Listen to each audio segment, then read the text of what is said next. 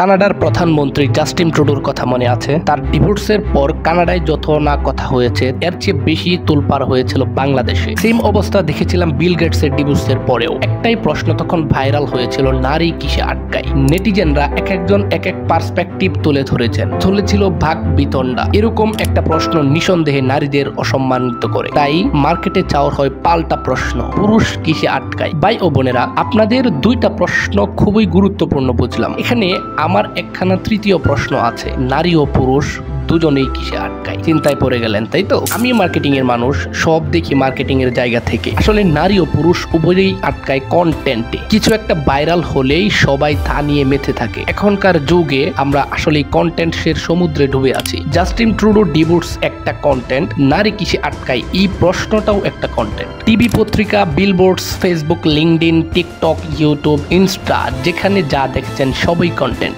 Business winner হিসেবে আমাদের কাজ হবে এই কন্টেন্টকে ক্যাশে পরিণত করা, কারণ content is new cash.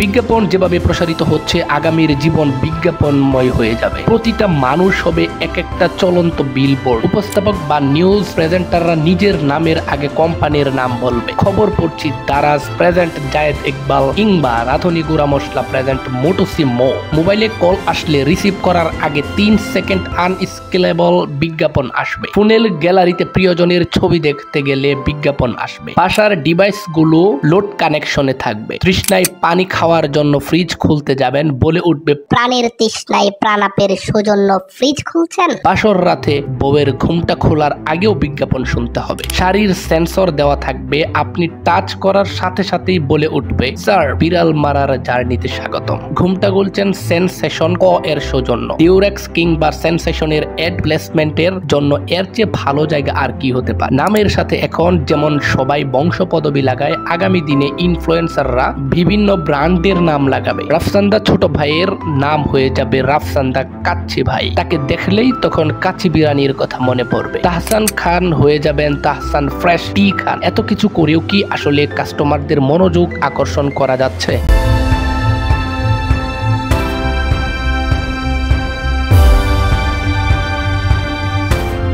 The answer is big no.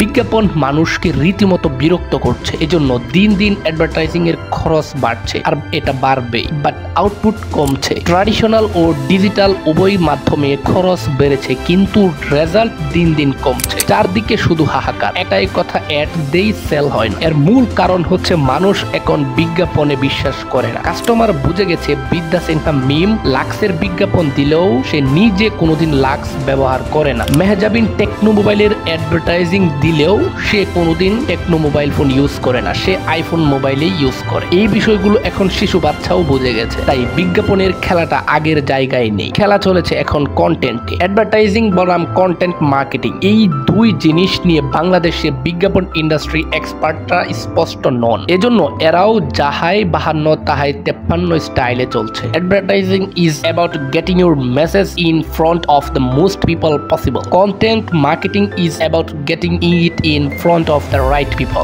বিজ্ঞাপন কোনো ভ্যালু না দিয়ে জিনিস কিনতে কনভিন্স করতে চায়, আর কন্টেন্ট করে পারসুয়েশন। কাস্টমারের লাইফে ভ্যালু অ্যাড করে সঠিক সিদ্ধান্ত নিতে সহযোগিতা করে।